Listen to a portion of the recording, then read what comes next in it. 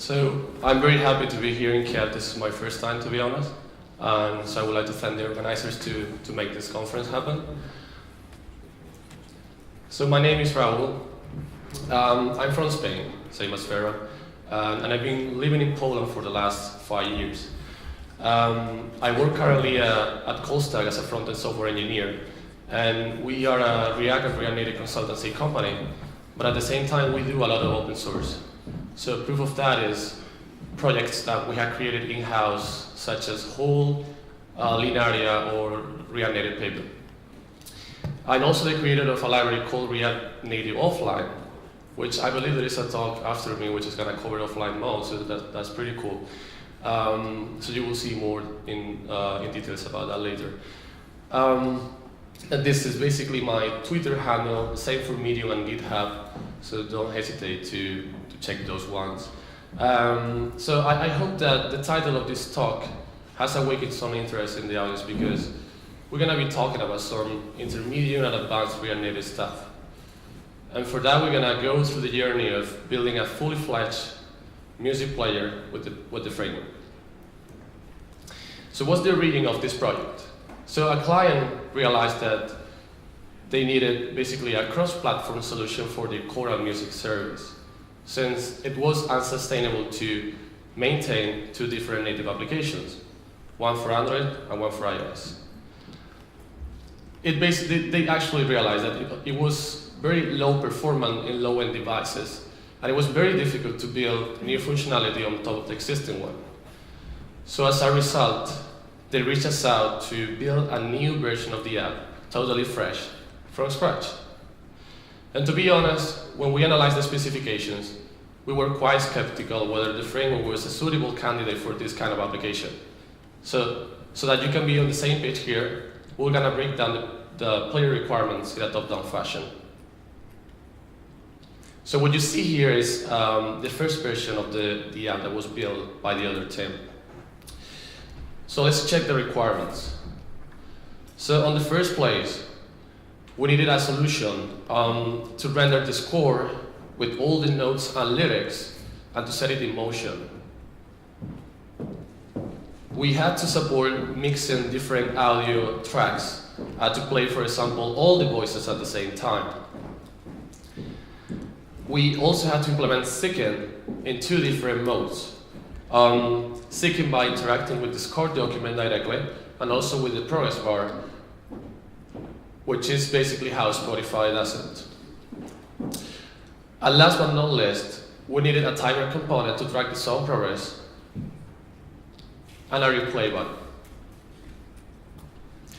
So the question that arises is, can we build this with React Native?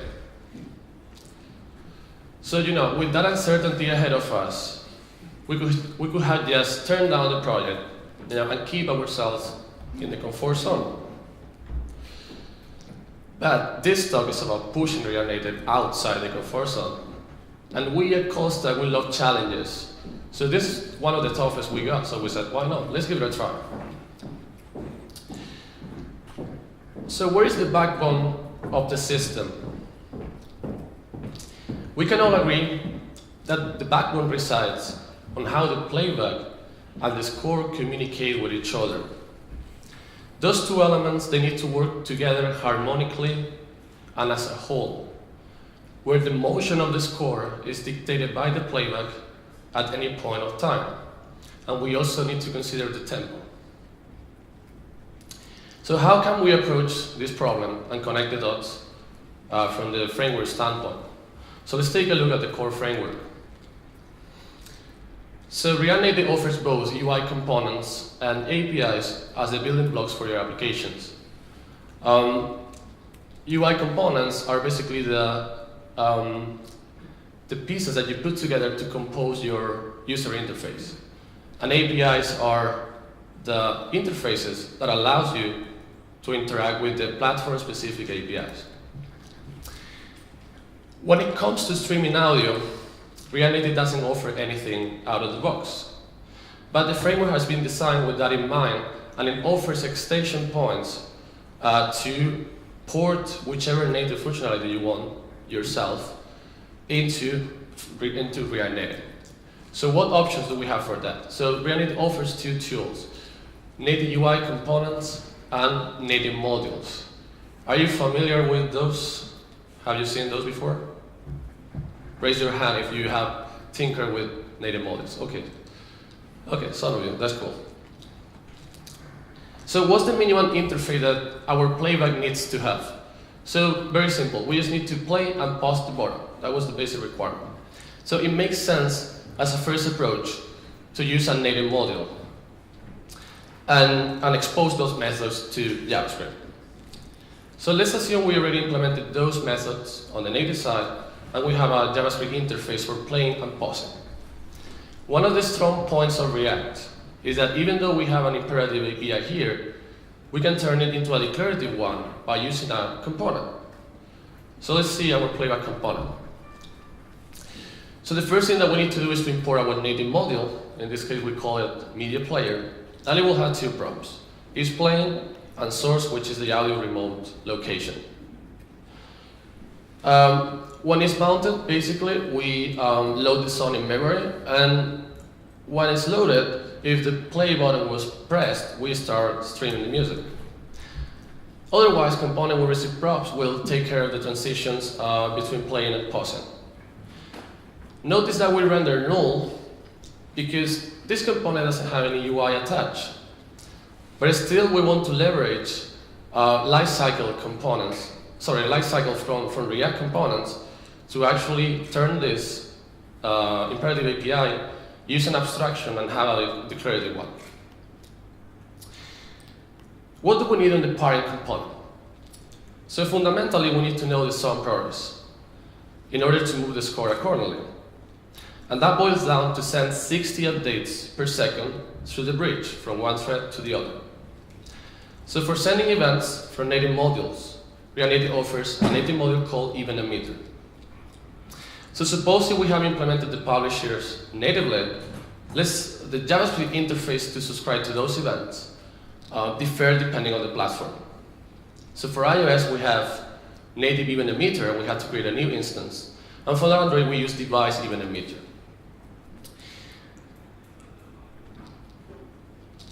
This component, this parent component, will hold on the state is playing, because it will have the play button on this screen, and the progress, which is the time progress in milliseconds.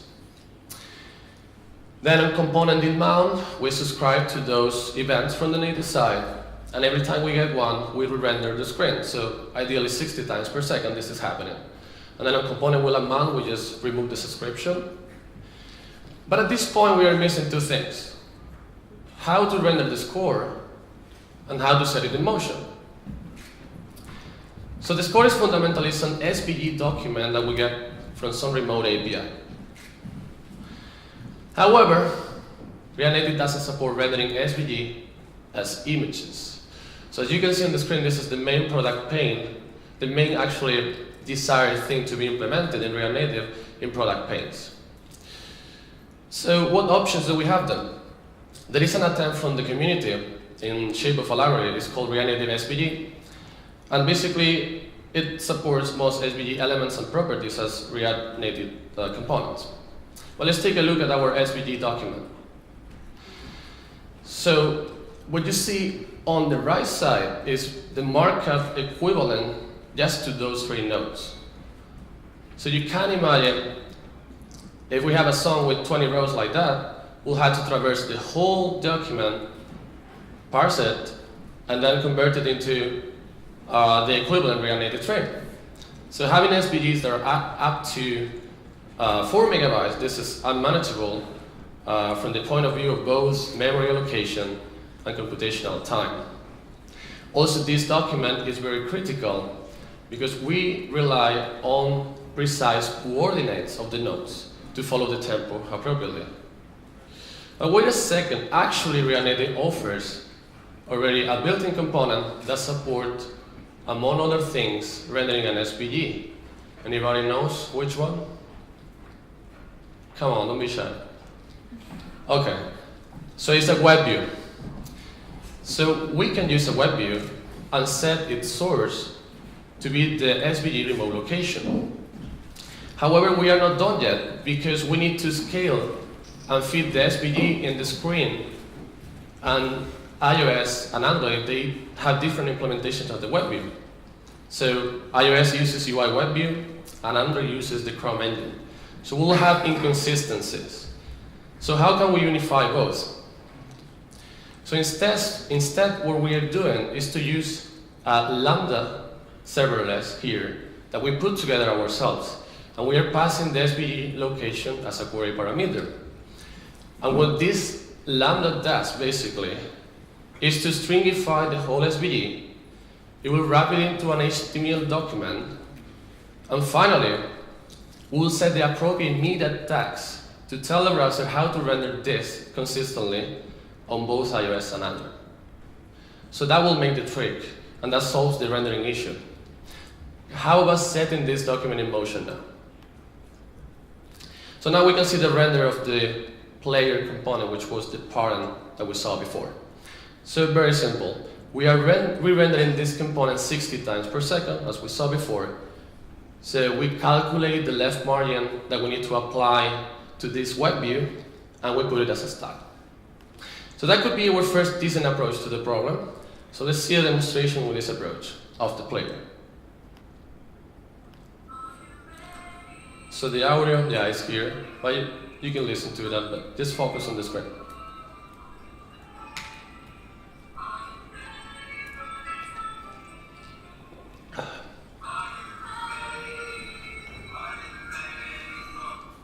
It works perfectly. It doesn't, right? So it feels very laggy, as you could see. Let's analyze the problems of this approach one by one. So the first one, there is no way to follow the tempo, as you could appreciate, because we're getting the timestamps from the native side uniformly. The native side doesn't have any information about the tempo or the node's positions, so we cannot do that this way. Also, we have to go through the bridge 60 times per second, and this is one of the main bottlenecks on our React Native applications. So we may skip some frames, as you could see also. The style is not set optimally because we're not using animated components, which actually underneath the hood they use request animation frame.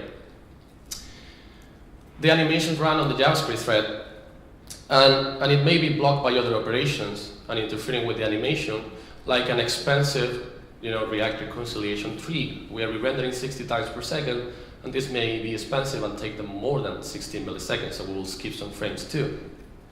Finally, it's not easy to scale. If we need to animate more things on the screen based on the playback, that feels very cumbersome. Is there any better alternative? There is. And for that, we need to look at native UI components, which was the second approach that React Native offers. But first, let's take a look at the scroll view, which is one of the core UI components that React Native offers. So a scroll view exposes a prop, which is onScroll, which allows us to get scroll position updates on the JavaScript side. One of the common patterns on mobile apps is to animate elements on the screen as a reaction to scroll position changes. So in React Native, how we do this is by using the animated version of the scroll view, as you can see on top. And then we use animated.event, which is mapping the native event content offset into an animated value, which will be this.scrollY. So it's basically nice syntax because we have a structure mapping here. You don't have to do this manually. On the bottom, you see that we can then apply interpolations to this animated value to calculate dynamic styles. And then with this approach, we can do cool things like collapsible headers, as you can see on the right side. So what does it have in common a scroll view and a playback? Well, if you think about it, a scroll position is just a value that changes over time. And a playback, it's the time progress that is also something that changes over time. So if we analyze the music player with the same mental model, we can apply the same concept from the scroll view to the playback. and create a native UI component that is controlled through a declarative interface, even though it doesn't have any UI attached. Same as before, remember we were using a component to abstract some imperative API. Here we want to take advantage of the scroll view mechanism, which is very performant. And what do we gain doing that? So we have removed one of the most important constraints in the system, which is time. Time is no longer part of our state machine. We don't have to manually set listeners and re-render 60 times per second the component. Instead, we can mimic the native implementation of the scroll view in our playback component, dispatch events from the native side that can be consumed by animated module, and then use animated event as in the scroll view to map those native events that will be the progress into an animated value. And then to move elements on the screen, we use animated views. So the first one will represent the motion of the score. We are shifting it horizontally as the song plays, so there is this margin left style, which is calculated through interpolation over this animated value. And then we have this vertical tempo bar, which is another element we want to animate, and it will have a different interpolation curve that we define upfront too. We're using translate X here instead of margins, and you will see why in a second. So benefits of this approach, first one is very important. It's very easy to follow the tempo because we know the positions of the notes on the score, and we also know, because the API gives this to us, the timestamp associated to each note. So it's very simple. It's just calculating the interpolation curve with all the notes and all the timestamps. Also, we are optimally setting styles with animated views, as I show you. But can we even go farther? Well, since we use transforms, remember, that opens the door to leverage the native driver to actually offload all the animations to the native thread. And if we do that, we can actually remove these 60 passes over the bridge and reduce it to 0. And so the whole animation will be serialized and sent to the native side up front, and it will take care of it. So the JavaScript thread can be actually blocked, and it won't affect the animation. And that's a huge performance boost, especially in low-end devices where multiple passes over the bridge can slow down critically your app. So this is our friend here. So let's see a demo of this approach.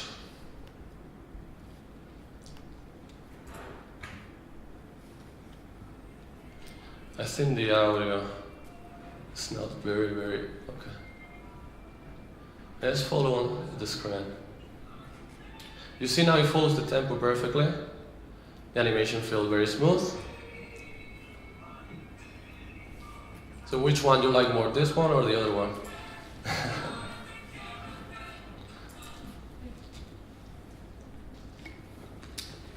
So this is our real player, and it worked perfectly with this approach. If you want to dive deeper into interpolations, I recommend you this talk from Mike Grabowski, The Power of Interpolation. So I'm sure you will get access to my slides, and you just follow this link. That's a very cool presentation. So I want to emphasize again how important it was for us to dedicate enough time to implement the backbone of the system properly. If we hadn't done so, we'll probably have run into the same problems as scalability, maintenance that the previous team ran into. So this effort paid off when we continued implementation of the rest of the elements, and you will see from now on. So let's talk about seeking through the score. And this GIF illustrates what we want to achieve here. So when the player is paused, we want to interact through the screen like a horizontal scroll view similar, and move the score. And when we stop, when we play again, it should be actually in sync with the new point on time. How do we handle interactions with React Native? Come on, give me an answer here. Nobody? Okay, so we need to use pan responder for that. So This flow illustrates how the different elements, the different parts interact so far. So we had the playback that is driving this progress animated value by using animated that event. And then the score position and the red bar position, which is the tempo red bar, they are actually dictated by interpolations at any point of time. But this playback doesn't have to be the only agent that controls this animated value. In fact, when we are seeking, we are interacting through the score by tapping, moving our finger, and releasing it. So this pan responder also needs to interact with this animated value and be able to modify it as well. So we will do that on pan responder move, which is the callback that gets executed anytime we're moving our finger over the score. And in this moment, we'll set the new animated value. Automatically, since we have the interpolations defined, the score and the red bar, they will move perfectly. They know what to do. And then when we release our finger, we need to communicate back to the playback and inform about the new time progress that we just saw to. So let's break down the pan responder lifecycle methods in more detail here. So the negotiation phase, we want to be the pan responder when the player is paused. So this is basically what these methods are doing. When the touch starts, we want to store the last animated value that we got in a variable, and then we set the initial value. But take a look that we're using underscore get value here, which, as you may know, this is an internal thing from React Native that you shouldn't use.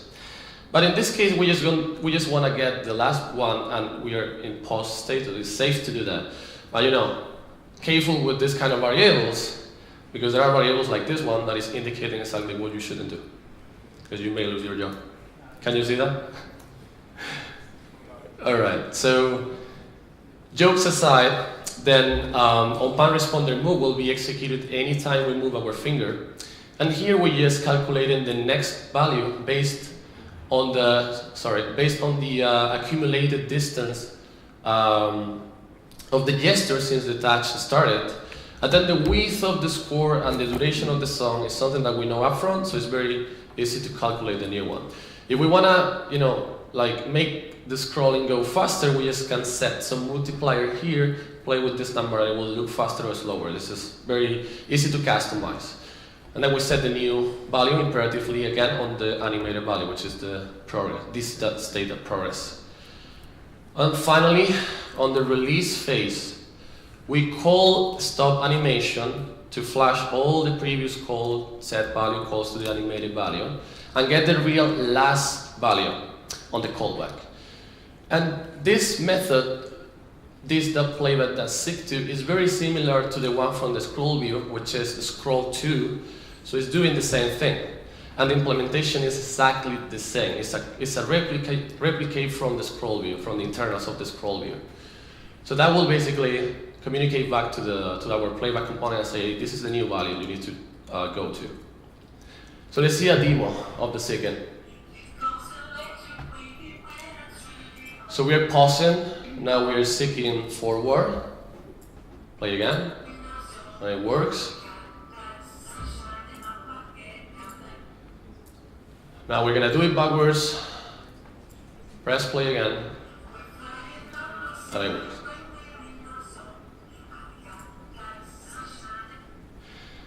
Okay, so let's move to our next element, which is the time progress component. So for that, we're going to break down the button section of the player, which is this element that contains the buttons or the sound information and the timer. So basically we have the purple view. I don't know if it's very visible, but you will see this is where this is the container for this bottom bar section, and it's absolutely positioned at the bottom. Then what actually encompasses our player progress here? So it's very clear that the first element is the progress bar, but also the timer. Even though they are on the screen, they seem to be in a different hierarchy, they actually represent the same thing. one as a fraction of the screen width and the other as a number. So it makes sense to group them together in a component. And then, last but not least, we have the player zone details, which is grouping the rest of the elements. So our first attempt will probably look like something like this. We'll have the container absolutely positioned and the other two elements using flex. And that will work on iOS, but it won't work on Android. Somebody knows why? Okay, so I'll tell you. Do you remember this slide? So I kindly introduce you to the second most demanding feature in React Native, which is adding overflow support to Android. So I forgot to mention that, but what we wanted to achieve here is to, within the player progress element, move this guy absolutely off bounds. So this is the problem that in Android, if it goes off bounds, it will be hidden, okay? Sorry for that. So a little advice I can give you here is like, I recommend you to style for Android first, before iOS, and that should work for both, but the other way around is not always true. So the correct approach will be this one. We'll have the container absolutely positioned, then player zone details will be also absolutely positioned, and then on top we will have also the player progress, and then we can move freely this element on the screen and place it as we want it. So what are the performance demands of this component? So it's not clearly 60 frames per second. We just need to update it once per second. And the problem that we have here is we are getting the animated value as a prop, but we can't use interpolations because we are not dealing with styles in here. We need to change the children of a text element, and we need to change the position of this progress bar that is basically a slider. So what React Native offers for this is ad hoc listeners that we can set on animated values. So let's see the component amount of our player progress component. So we are subscribing to this animated value, and then on the callback we are getting new values constantly, and we just want to re-render this component one time per second, so only when a second went by, and also when we are not interacting with this component. This component is now controlled by the playback, okay? And then on the render, we are passing this value. This value is basically the time of the song in seconds instead of milliseconds. And we pass it to the slider and to the timer. The slider is not the slider component from React Native because that component is uncontrolled. So instead we're using a drop-in replacement here, which is a library called React Native Slider. This one allows us to control the value with a prop. So that suits our requirements. So let's see a demo. I don't know if you may notice much here, but what is happening is the progress bar and the timer, they are just being updated one time per second, not all the time. The second requirement was to seek through the progress bar. So for that we wanted to mimic Spotify. So let's see an example of how Spotify deals with seeking first.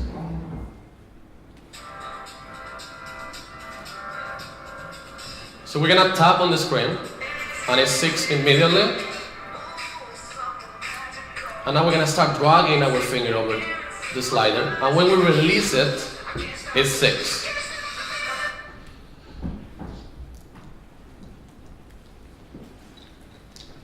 So let's start with the more complex one, which is seeking by slider.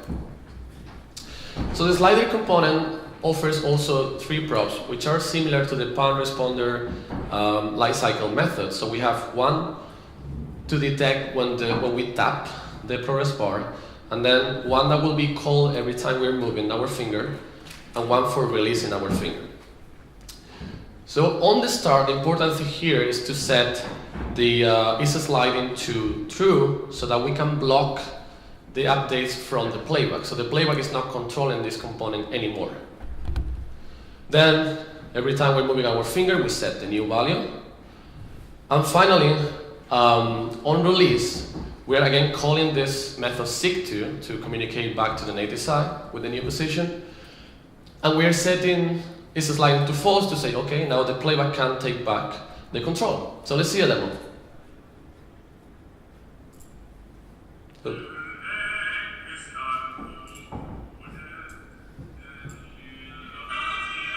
Did you see that? So it actually jumped back to the previous position, okay, back to the one that we wanted to seek. So there is a problem here actually, which is this line of code is asynchronous. So we're gonna actually analyze what is happening when I mentioned this is communicating back to the native thread. Let's see in details all the things that are happening here. So we call this method, and we need to go to the native side. And this will call some method called seek2 on Android and iOS that it's asynchronous by nature, so that will take some time. And remember that we have multiple audio sources, so we may have 5 different audio sources, so we need to wait for the 5 to complete. Then we will get a callback on the native side, which is on seek complete, to know that this is finished. And then after the next frame, we go back to the JavaScript side and dispatch an event, so the on-progress prop of our playback component will receive the up-to-date now time progress. So remember our playback component that is similar to the scroll view. We have our on-progress prop, and we're using animated event, so the animated value which is bound to this prop is actually updated. But remember that also we are subscribed asynchronously to this animated value on our player progress component, right? So it will take some time too to get the update value. It's not synchronous. So there are a lot of bunch of asynchronous operations here happening. And these low-end devices can take some time, even up to a second to seek, and especially the bridge communication is also slow. So we don't have certainty when this operation will complete. So a decent solution that we can put into place is to use a timeout. So we're using a timeout and waiting 1.5 seconds to set this value back. And this is okay because the step of this component is just 1 second. We are updating 1 time per second. So if there is a small drift, it won't be noticeable at all on the screen, right? There are better approaches to this one. We can actually communicate back to the JavaScript side when the seek completed, but still there are some async operations going on. So we will need a timeout either way. So let's see now seeking by tapping, which was the other mode. And this is very simple because it's equivalent to the release moment of the other one, if you think about it. So how can we know the time progress associated to the tap? So on layout will give us the full width of the progress bar. Then we wrap the slider on a touchable component. So we have those 2 variables that are already known. And we know the duration of the song because we get it as a prop. So it's very easy to calculate and map this tap position to the timestamp. So what are the benefits of this? Remember that we group this component, those 2 components together, the slider and the timer. And this is good because we are avoiding unnecessary re-renders in different parts of the screen, especially when we are interacting by dragging, because this is calling set state a lot of times per second. So we are kind of preventing things for the future. So let's see a demo of this working now. Can you hear this one? It's very low. So we're gonna tap, and it's 6. And now we're gonna do some dragging here. Dragging like crazy. So everything updates smoothly. And now it works perfectly, there is no glitch. And now we're gonna do it backwards, one more time.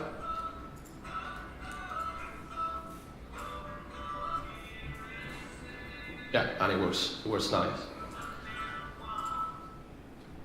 So have you noticed how we implemented these powerful features with relative simplicity? So how difficult will be now to implement a replay button? Well, it turns out it's a piece of cake because we just need to call this method and pass 0. This is basically the equivalent of a replay action. And with that, you will see on the screen on the demo, we press replay and it automatically starts over again. We can even pause the sound, sick, press replay, and it comes back to the beginning. Alright, so we have completed our journey of building a fully fledged music player. I hope you enjoy it to some extent. And now it's time to sum up some of the takeaways of this talk. So is React Native ready for the challenge? We have demonstrated that the framework is powerful enough to build a rich music player. The tools are available for us. We just need to find out how to use them properly and determine which one suits our use case. Another proof is that our clients are very happy with the fit and finish of the product, especially how it outperforms the previous version when it comes to performance, obviously, and how easily it is to build new functionality on top of the existing one, as you could appreciate over the journey. It all started slowly, but once we implemented the backbone in the correct way, the development speed substantially increased. The second point is native modules and UI components are the game changers. The extension points that allow us to port whichever native functionality into React Native. And it's not enough to read the documentation, so I encourage you to try by yourself. You can build some native module using some sensors like proximity or accelerometer, and in terms of UI component, just try to re-implement a loader yourself, which is very simple. That will actually give you more insights into how React Native works behind the scenes. And so you will get more iOS and Android skills. And this is important because don't forget that we are building a mobile application in here. The third point is keep the scroll view in mind as a reference model. Understanding its behavior and its implementation can lead to robust solutions in unexpected scenarios.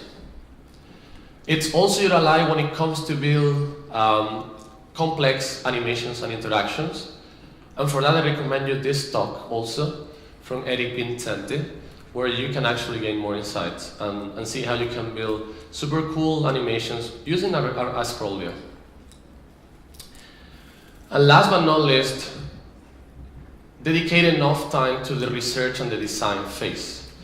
Explore all possible solutions before actually coding your first bit.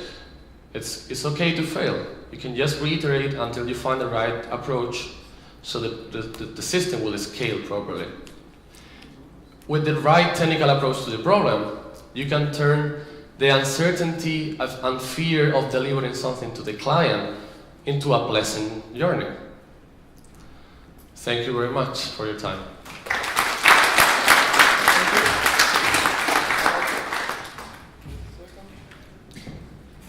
Well, thank you, Raul. Anyone have questions? There, I see a hand. I'm scared right now. Yeah. So first of all, it was a really nice idea to use a scroll view for scrolling. It was something that you wouldn't think about in a regular case. Yeah. So that's cool. I have two questions. The first one is there is a delay, like 1.5 seconds. Yes. Is it an empirical value or it's just a magic number? Okay, yeah. I know somebody was gonna ask that too. And the second one was on the last demo screen when there is the song playing, there is a highlighting of notes. Yeah. Probably. Yeah. How did you do this? Okay, so for the first question, it was empirical. So we use some very low-end devices, especially in Android. We have some testing devices on our company. So it was a device that was 4 years old, an LG model, like Android API 5, Lollipop. And so we were testing on those ones. once we realized that it took almost 1 second, actually worst case scenario, to update on those ones, so we established that 1.5 will be acceptable. Still, as I mentioned, because we are rendering just 1 time per second, so it makes sense. And the user won't see anything on the screen, he won't notice. So it was empirical, to answer your question. We didn't do any measurements or something like that. And for the second one, the nodes highlighted, I can show you the code later, but basically this is a web view, right? So we're using the web view and communicating to the web view as well. So there's like a third thread involved, right? And for that, we're just calling some methods that will highlight or change, the color of this specific node, which is an SVG element, and that's how we do it. It's also asynchronous, so you may see also some lag, when it gets highlighted and when the tempo bar is passing around. But this is how we do it. If you want to see more, I will be very happy to show you. Anybody else? Any more questions? Let me ask my question. So what about, can you have some expose about the backgrounds of the application? So how will you work on the backgrounds? I mean the API, and how will you manage the nodes then? Because node page, for instance, as your app shows just a couple of lines. Yeah, so it's 1, 2, 3, 5 lines of node page, but it's much more big. So how will you make a presentation for this? You're talking about the SVG document that I showed? Yeah. Like, let me go there. So, this one? Yeah, this one. So can you repeat your question, please? Yeah, it's about, your show has just 4 lines here. Yeah, we have just 4 lines for our node page, but our page, it can be much more, much more lines. And for instance, how you work on the background with this thing. So for instance, you have a nodes page, and this nodes page it's have a huge, for instance, for instance 50 lines. So you make some parser for these things, and you can push it to the application. No, so as explained before, we use a web view to render the SVG as it is. Okay. As it is. So what I mentioned is the first alternative, because we don't support, React doesn't support rendering SVG as images, so we cannot use an image and pass the URL as the SVG. So there was this library, which basically they offer a React Native component. So imagine like a text component, so it will be a G component or a use component. So we had to parse it into this equivalent tree and then render it. So this is impossible because we have, like, every song has 20 rows like this. And actually, this markup is only for those 3 nodes without the line delimiters even. So it's unmanageable. And a web view supports natively rendering an SVG. So okay. What about the background? I mean, that's the API. So what do you use for this application? Well, our client has a backend service that gives us basically the score as a remote location and the songs. We just use their API, so we don't have control on this side of the application. No, it's okay. I mean that, for instance, we have a music which has some weight, for instance, some 2 megabytes, 5 megabytes. And when you tap and play, how much time? So it takes, when you are in a different screen and you want to actually play one song, we show a loader because, of course, we need to load into memory, we need to download the SVG, load it into memory, and also we need to load into memory all the audio. So it takes 4 or 5 seconds maybe, and then when everything is loaded, we play. Because we need also to sync to the lab, to the end of the song if you want. Everything has to be loaded, otherwise will be a delay, right?